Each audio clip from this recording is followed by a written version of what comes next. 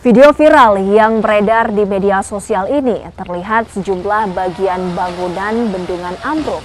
Padahal bangunan bendungan yang masih dalam proses pembangunan ini merupakan proyek strategis nasional di Desa Taman Sendi, Kabupaten Konawe, Sulawesi Tenggara.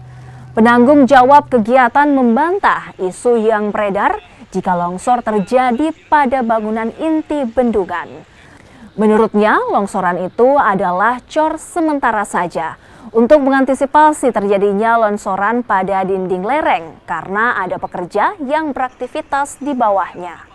Diduga longsor terjadi karena akibat kondisi tanah yang mudah lepas sehingga cor penahan sementara tebing tidak mampu menahan tekanan sedimentana. Kondisinya jelek dan arah dari galian tersebut memang arah yang foliasinya sesuai dengan bidang yang akan digali. Jadi itu salah satu faktornya.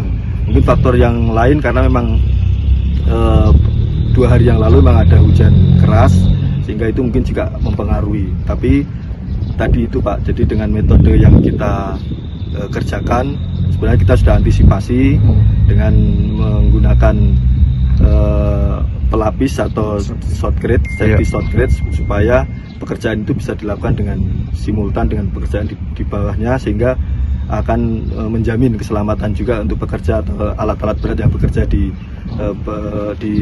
pondasinya.